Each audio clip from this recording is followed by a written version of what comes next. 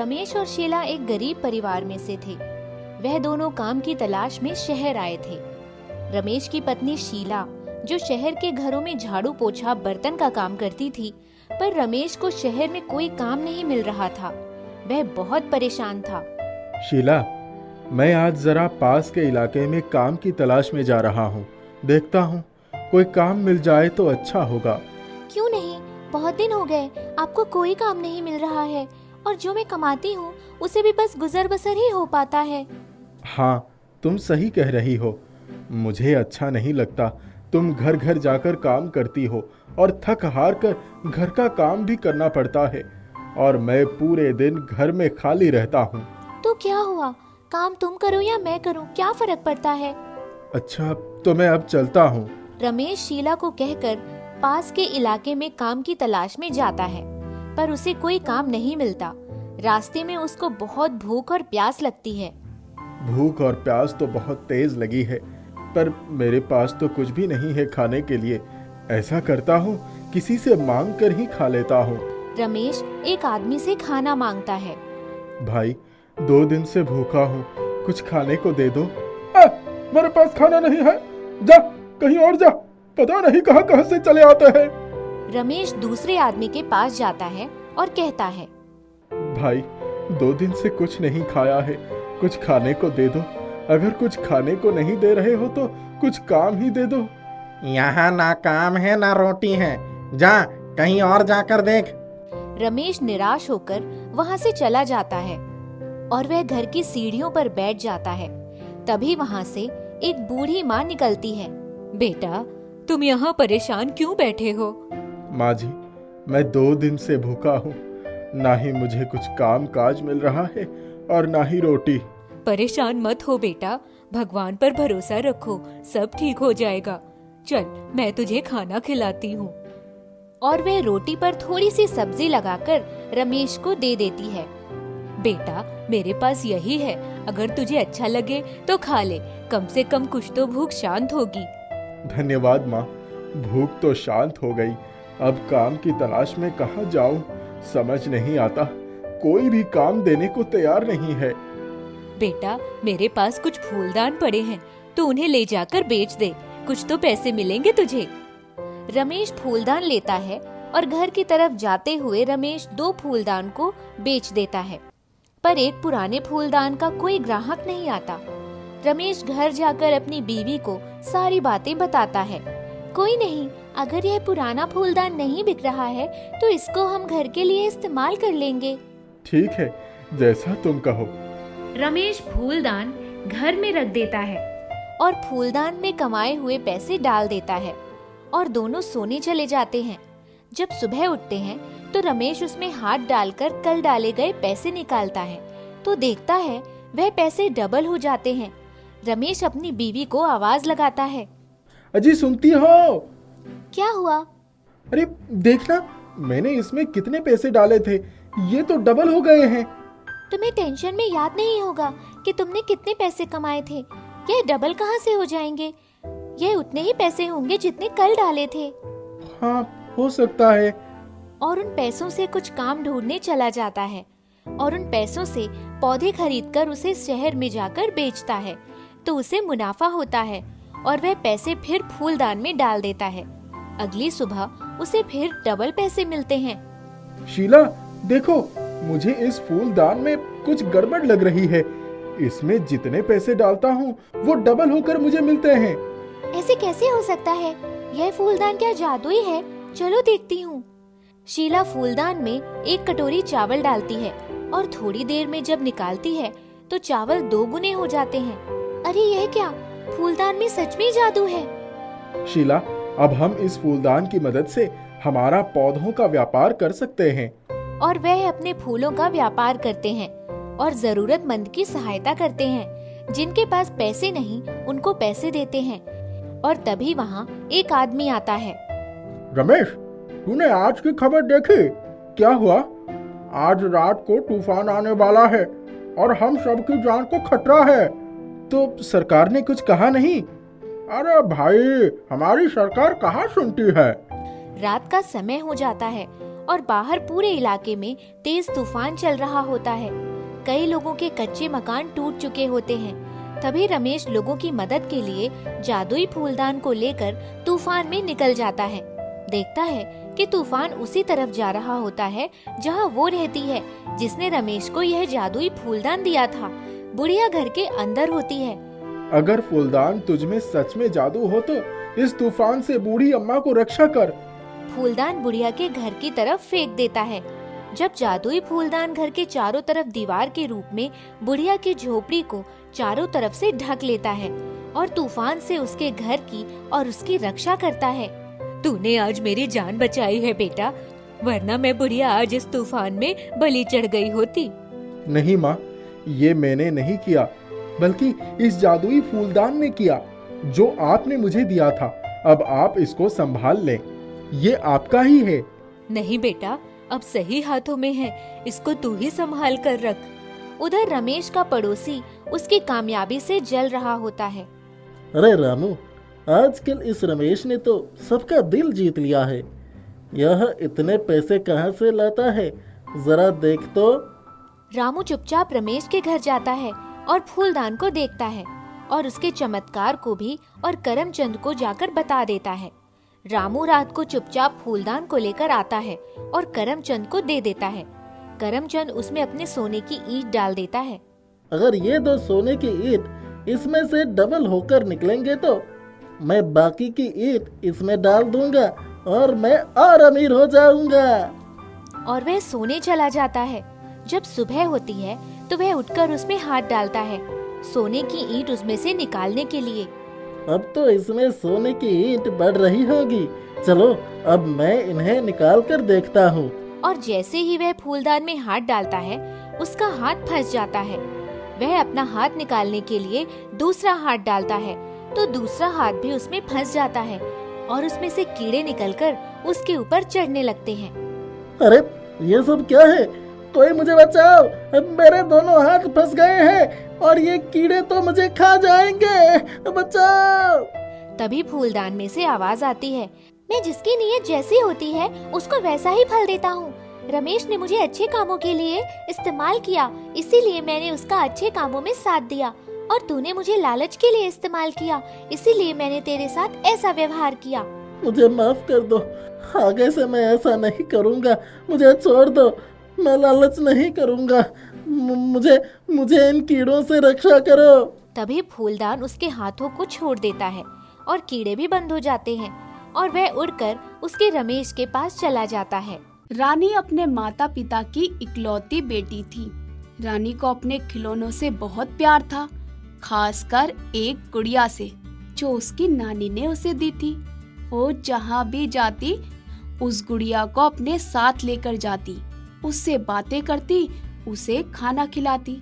लेकिन जब रानी थोड़ी बड़ी होती है तो उसके माता पिता को चिंता होने लगती है कि अगर रानी ने उस गुड़िया को नहीं छोड़ा तो आगे जाकर रानी को बहुत परेशानियों का सामना करना पड़ सकता है। ये सोचकर रानी के माता पिता उसे समझाने की कोशिश करते हैं कि अब उसे गुड्डे गुड़ियों से नहीं खेलना चाहिए, वो अब बड़ी हो रही है।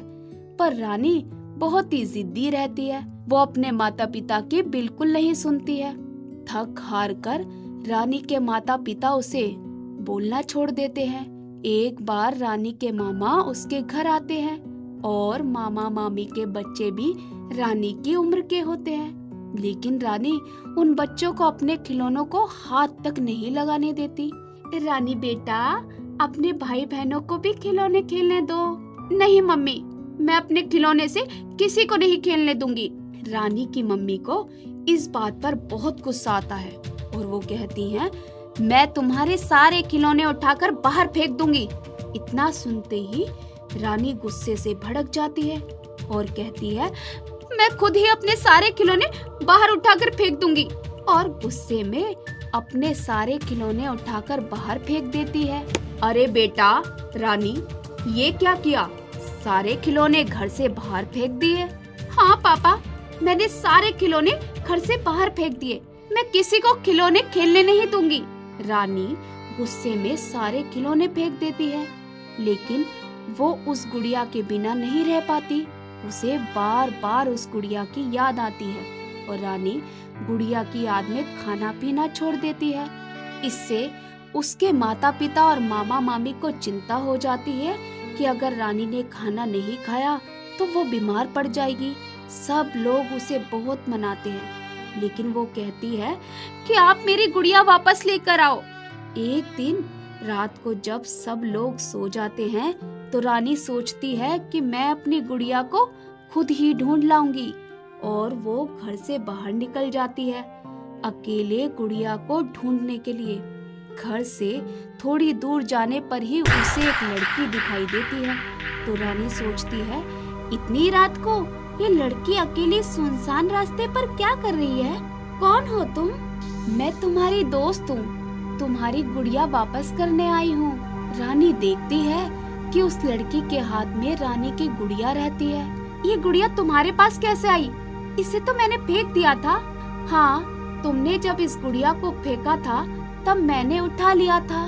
लो, मैं तुम्हें इसको वापस करने आई हूँ, ये गुड़िया तुम ले लो।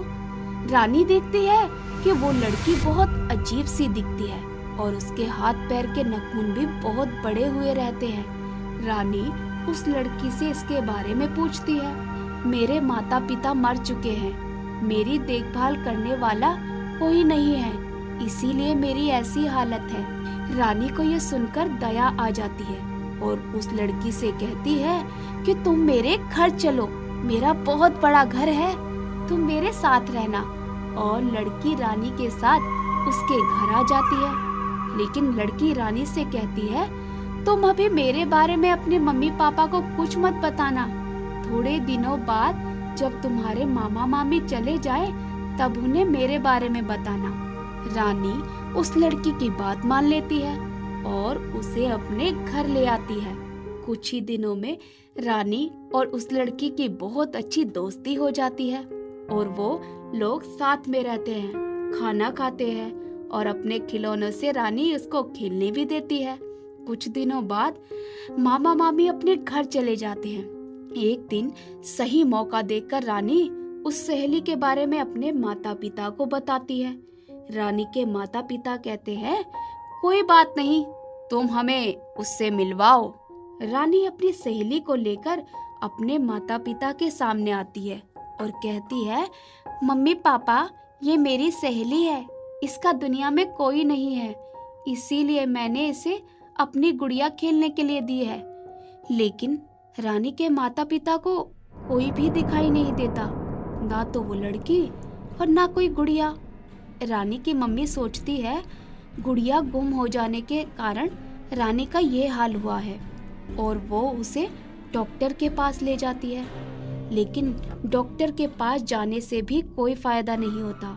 रानी हमेशा उस लड़की के साथ खेलती और बातें करती है।